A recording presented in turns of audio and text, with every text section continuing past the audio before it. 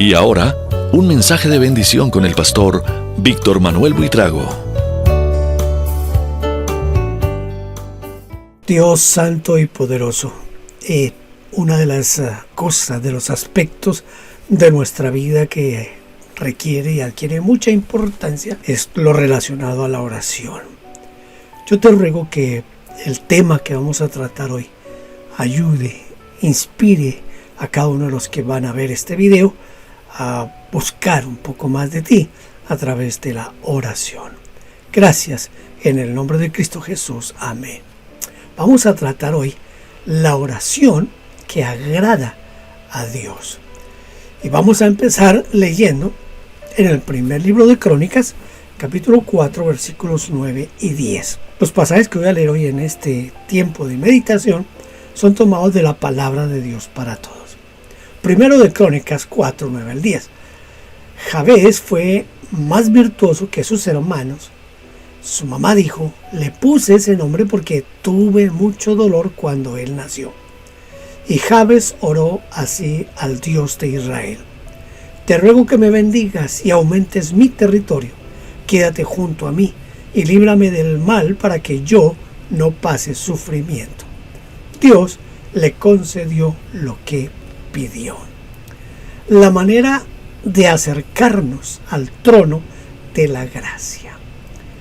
¿Por qué cosas debo orar? No solo por qué, sino cómo debo orar también. Mire, este libro de Crónicas es interesante porque yo siempre he dicho que aquí, en el libro de Crónicas, es donde mueren todos los intentos de leer la Biblia de Génesis 1:1 a Apocalipsis 22. Hasta ahí toda la gente comienza con entusiasmo, pero cuando llegamos a Crónicas, ahí se acaba el entusiasmo. ¿Por qué razón? Porque está lleno de nombres y nombres y nombres. Y el capítulo 4 no es la excepción. Usted lo ve, está todo lleno de nombres. Y de pronto, allí, en medio de todos esos nombres, aparece, dentro de esos que eran los descendientes de Judá, aparece de pronto Jabes, a quien se recuerda por esa brevísima oración a Dios. También podemos observar, y lo vamos a ver más adelante, cómo al principio de su reinado, en medio de un sueño, Salomón pidió sabiduría para guiar al pueblo de Dios. Además, Salomón también reflexionó sobre lo necio de la religión superficial y concluyó que las personas deben acercarse a Dios con reverencia. Esos son como los tres aspectos que vamos a tratar hoy. El primero, experimentar la bendición de Dios como lo hizo Jabes. ¿Cómo fue Jabes con respecto a los otros miembros de su familia? En la palabra de Dios para todos dice que Jabes fue más virtuoso. En la Reina Valera dice que era el más ilustre de sus hermanos. Una persona adquiere relevancia en una familia por lo que hace. A veces por lo que hace bien, pero a veces por lo que hace mal. Porque se puede adquirir relevancia en una familia en los dos sentidos, en el sentido bueno y en el sentido malo. En este caso, Jabes adquiere relevancia y más importancia que sus demás familiares porque hace algo excepcional. Una oración. ¿Por qué le pusieron el nombre de Jabes? Porque el nombre de Jabes significa o simboliza dolor. La mamá sufrió mucho cuando nació Jabes, produjo grandes dolores en el parto y por esa razón ella lo llamó Jabes. Entonces tenemos aquí que era el más importante de la familia, pero que su nacimiento está rodeado de circunstancias dolorosas, porque su mamá sufrió mucho en el momento de nacer. Pero nos vamos a centrar ahora sí en lo que fue la oración de Jabes. Jabes pide o menciona en su oración 4 cosas, porque hace una petición a Dios, según leímos en el versículo 10. ¿Qué es lo que Jabes pide? Dice en la palabra de Dios para todos, dice, te ruego que me bendigas. Te ruego que me bendigas. Lo primero que pide Jabes es bendición. La bendición es símbolo de protección, de ayuda y de suplir necesidades. En este caso, de parte de Dios hacia nosotros. Cuando nosotros pedimos la bendición de Dios, lo que estamos pidiendo es el beneplácito de Dios hacia nuestras actividades, hacia nuestro quehacer diario. Entonces, cuando yo pido bendición para mí, estoy pidiendo que Dios esté conmigo y su beneplácito esté conmigo. Cuando yo pido que Dios bendiga a otra persona, estoy pidiendo que Dios lo acompañe y que Dios esté de acuerdo en todas las actividades que esa persona hace y le prospere en todo cuanto haga. Entonces, lo primero que hace aquí Jabes es pedir bendición, la bendición. Dice, sí, te ruego que me bendigas. La Reina Valera dice, si tú me bendices. En segundo lugar, dice, aumentes mi territorio. En la Reina Valera dice, ensanchares mi territorio. Entonces, aquí ya Jabes entra a lo que es la parte material. La primera parte donde él dice bendición, no se está refiriendo estrictamente a lo material, pero ahora sí, cuando dice que ensanches mi territorio, que aumentes mi territorio, lo que está haciendo Jabes es pedir bendiciones económicas, prosperidad económica. Cuando nosotros oramos y le pedimos a Dios bendiciones económicas, prosperidad económica, no estamos haciendo algo malo. Desafortunadamente hay sectores de la iglesia que nos han enseñado que pensar demasiado en lo material es un problema. Y si pensar demasiado sí es un problema, pero pensar en tener lo básico, lo necesario, creo que es parte de lo que cada hombre, cada persona desarrolla, necesita en su desarrollo como persona, como individuo, como familia.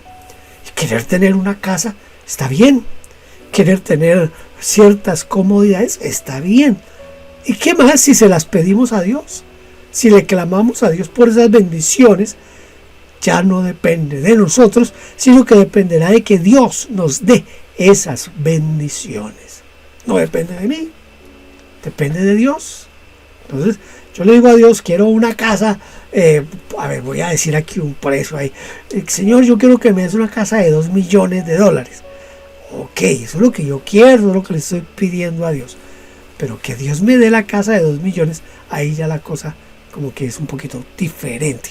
Hay que esperar que si Dios quiera darme la casa de $2 millones. Entonces aquí Jabes está pidiendo primero bendiciones en el aspecto espiritual, puramente en lo espiritual, pero también está pidiendo bendiciones materiales. Pero en la tercera petición de Jabes, para mí es la más importante. Quédate junto a mí. Lo que está pidiendo Jabes en la Reina Valera es que tu mano esté conmigo. Es decir, que de nada nos sirve tener riquezas, de nada nos sirve tener nada si Dios no es el actor principal en mi vida. Tengo que amar a Dios por sobre todas las cosas. Los bienes materiales, los logros sociales, los logros intelectuales, no sirven de nada si no van de la mano de nuestro Dios. Si no está Dios con nosotros, no servimos de nada. ¿Qué sería de nosotros sin la presencia de Dios? Sin la ayuda de Dios. Por eso Él se preocupó por hacernos entender a nosotros que Él estaría con nosotros todos los días hasta el fin del siglo.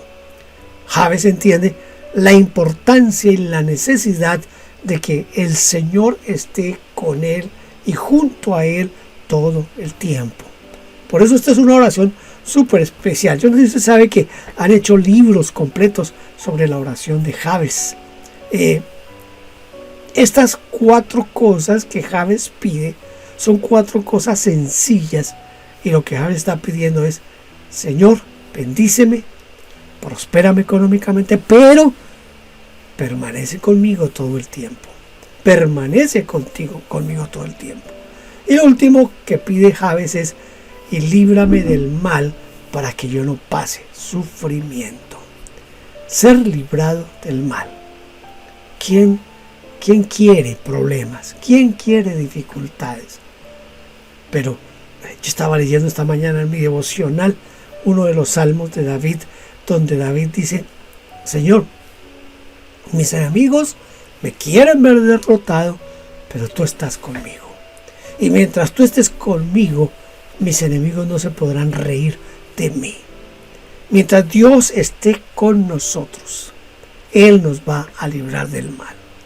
Y si viene algo que nosotros consideramos malo, escuche, dentro de la soberanía de Dios, Dios permite a veces ciertas cosas en nosotros para que nosotros crezcamos espiritualmente. El apóstol Pedro nos dice en su carta que el sufrimiento que a veces viene a los creyentes es un sufrimiento que tiene un propósito, y el propósito es que crezcamos en la fe.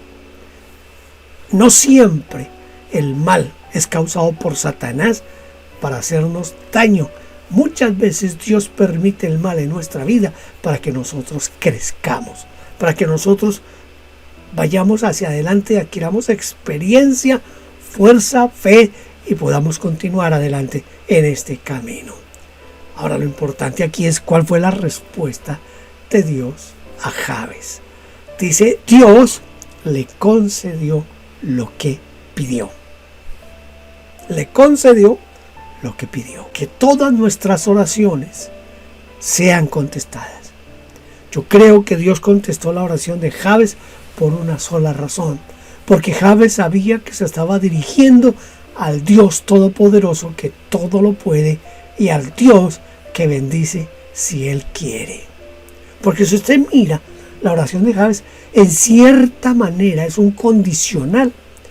Jabes no está exigiéndole a Dios ninguna de estas cuatro cosas. Jabes está pidiendo en una forma condicional, es decir, esto es lo que yo quiero, pero eso depende de ti, amado Dios. Dios le concedió todo lo que Jabes pidió porque Jabes tenía una actitud de sometimiento a la soberanía y a la perfecta voluntad de Dios. Cuando usted ore, pida, no le dé temor pedir, que le está pidiendo al Dios que todo lo puede. Él todo lo puede. Si es en la parte económica, recuerde siempre que Él es el dueño del oro y de la plata. Si es en la parte de salud física, recuerde que Él es nuestro sanador. Él es Jehová Rafa y Él puede sanar cualquier enfermedad. Para Dios no hay ninguna enfermedad imposible o incurable. Dios todo lo puede. Acerquémonos a Él sabiendo que Él es un Dios todopoderoso, pero también acerquémonos a Él diciéndole: Señor, si tú quieres, si tú quieres. La segunda parte de lo que quiero hablar en este momento es en actuar con discernimiento. Voy ahora a leer en el libro de Primero de Reyes, el primer libro de Reyes, en el capítulo 3, versículo 5 y después del 7 al 10. Dice: mientras Salomón estaba en Gabaón, el Señor le apareció en un sueño. Dios le dijo: pide lo que quieras y yo te lo daré. Señor mi Dios, tú has permitido que yo reinara en lugar de mi papá, pero me siento como un niño. No tengo la sabiduría necesaria para cumplir mi trabajo. Soy tu siervo en medio de tu pueblo, a quien tú elegiste. Es una nación tan numerosa, dice, es una nación tan numerosa que nadie la puede contar. Dame a mí, tu siervo, una mente que entienda cómo gobernar a tu pueblo y que sepa la diferencia entre el bien y el mal. ¿Quién será capaz de gobernar tu pueblo tan numeroso? Al Señor le agradó que Salomón pidiese esto.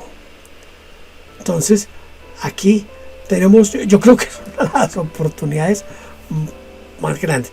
Pero en medio de todo, hay que admirar a Salomón en este aspecto. Porque es una oración con discernimiento. ¿En qué lugar se le aparece Jehová a Salomón en sueños? El versículo 5 dice que en Gabaón. Gabaón era una ciudad de Benjamín, quedaba al noreste de Jerusalén y fue dada a los sacerdotes. Este era Gabaón. Tenía cierta importancia en lo relacionado a la adoración. Gabaón.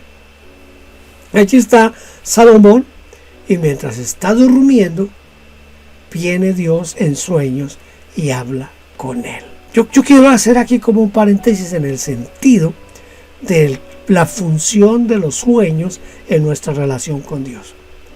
Yo sé que hay personas que no creen en que Dios nos hable por sueños, pero yo creo que sí, que Dios habla por sueños. Recuerde que cuando se hace la promesa del Espíritu Santo en Joel y luego es ratificada en Hechos capítulo 2, dice que los jóvenes soñarán sueños y que los ancianos verán visiones. Se refiere y está relacionado con la capacidad que Dios tiene de hablarnos a nosotros por medio de los sueños. Hay que mirar la vida de José, por ejemplo, para mirar cómo Dios le habló por sueños. Dios le habló por sueños a Nabucodonosor. Dios ha hablado por sueños todo el tiempo.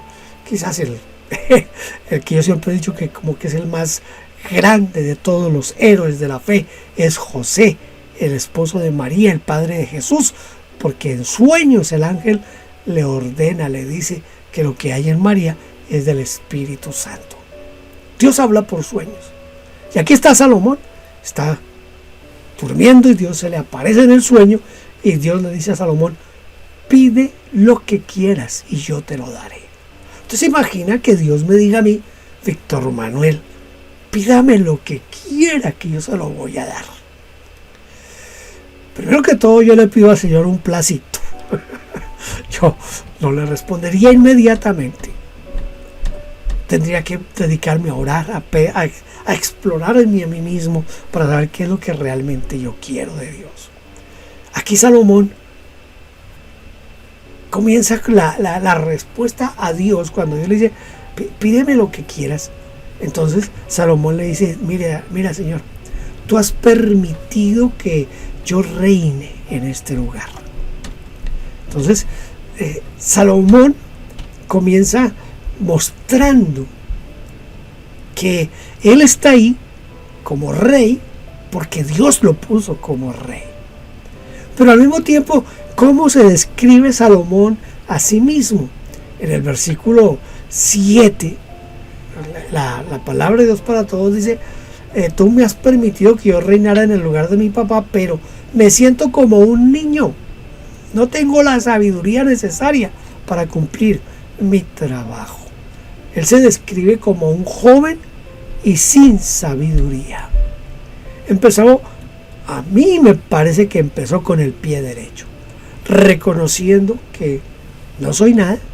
Yo estoy aquí, ni sé por qué, porque soy joven, no tengo experiencia, pero a ti te plació ponerme como rey de esta nación.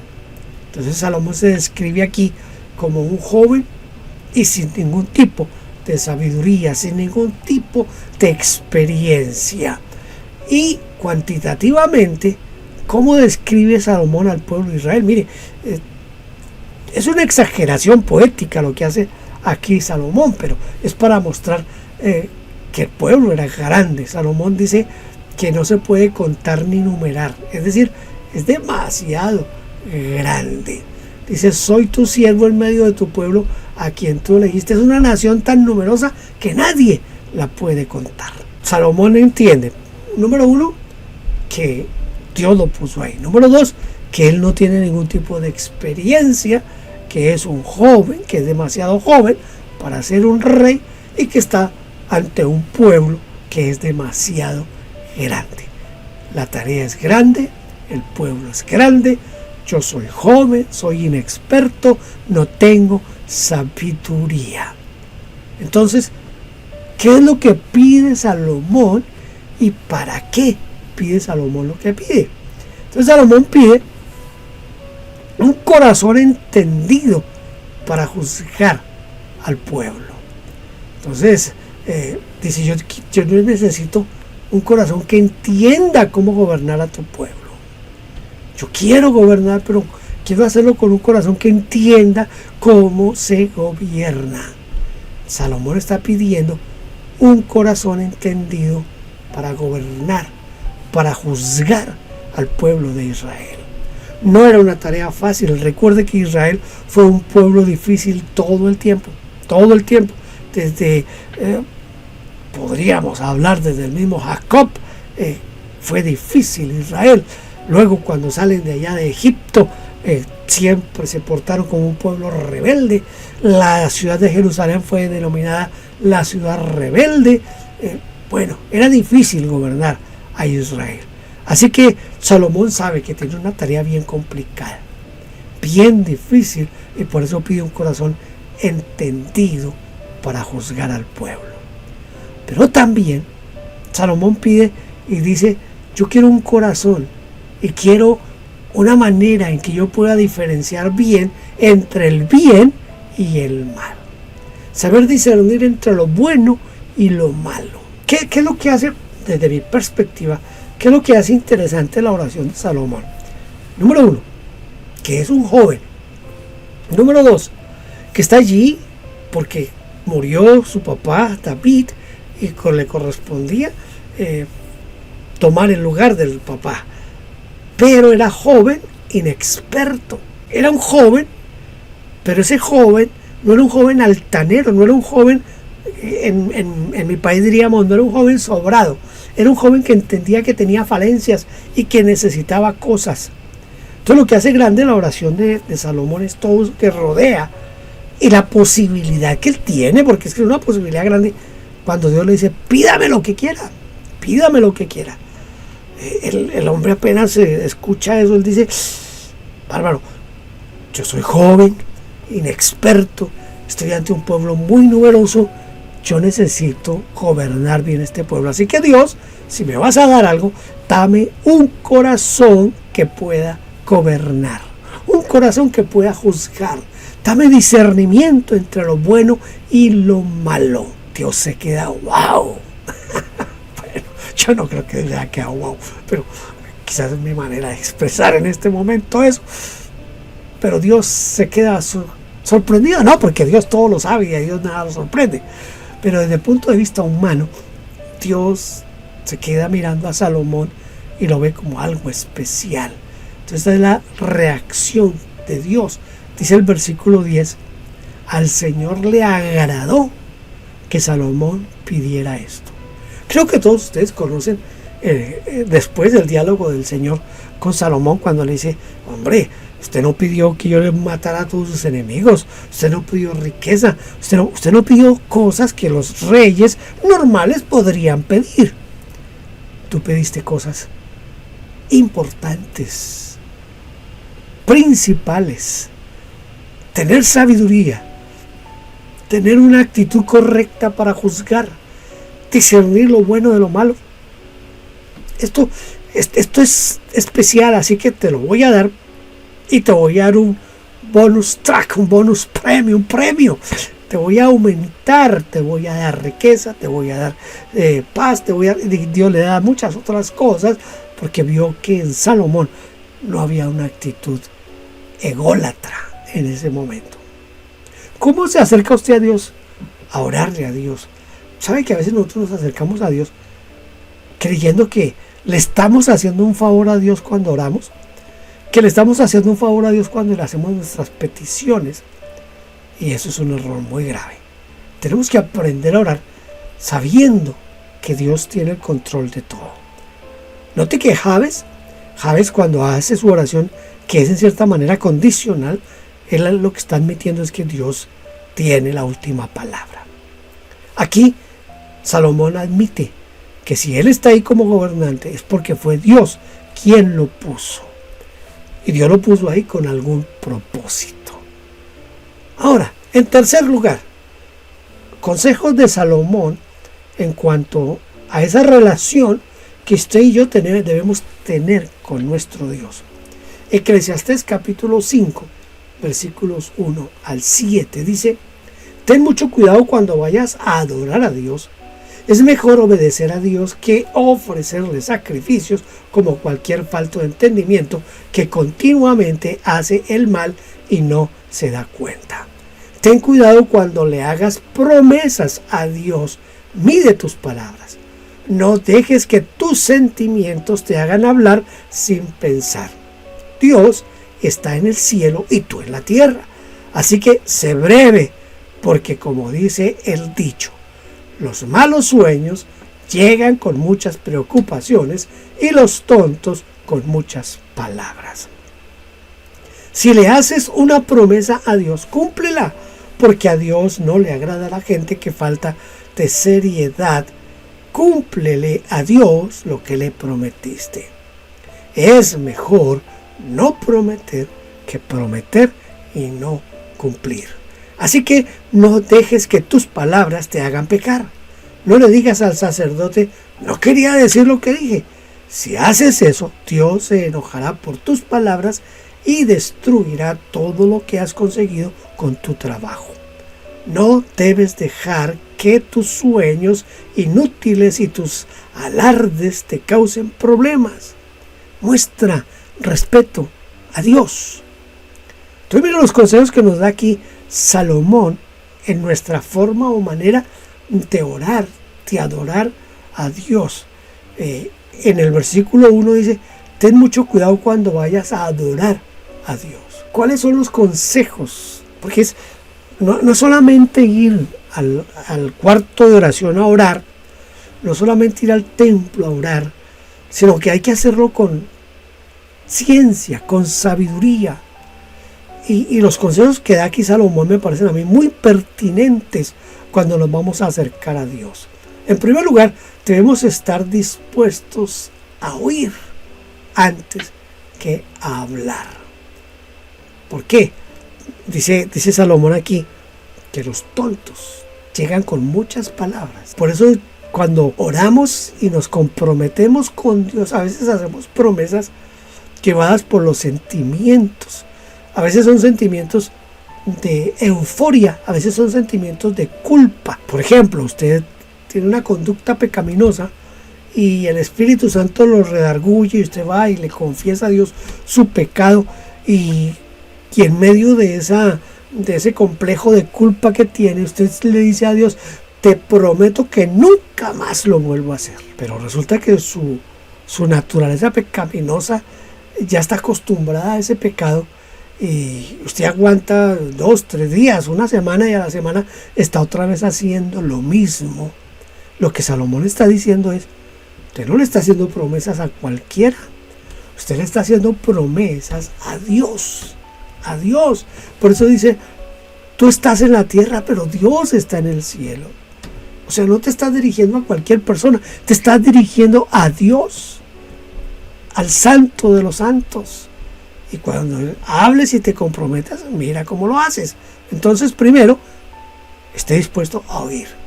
Si promete, si por alguna razón usted se compromete a algo, hágalo efectivo. Hágalo efectivo. Cuando yo me comprometo a veces con Dios, lo que yo procuro es comprometerme condicionando mi compromiso. Yo le digo a Dios: Dios, yo sé que esto es malo, esto es una conducta mala en mí, pero si tú me ayudas, yo te prometo que voy a hacer todo mi esfuerzo para no volverlo a hacer. Hay un compromiso, pero es un compromiso en el cual yo estoy sometiendo mi voluntad a la voluntad de Dios y estoy pidiéndole a Dios que sea Él quien me ayude a salir adelante. Pero no andemos prometiendo cosas. En lo económico, esto ha sido abusado por los nuevos falsos apóstoles y profetas con los famosos pactos. Yo he escuchado personas que, voy a poner un ejemplo, no es exactamente real, pero es un ejemplo de cosas que yo sé de primera mano.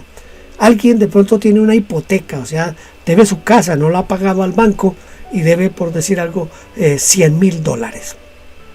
Viene uno de esos culebreros que se llaman falsos apóstoles y profetas y le dice que si usted pacta el 10% de la deuda, entonces que Dios le va a dar la plata para que usted pague la hipoteca.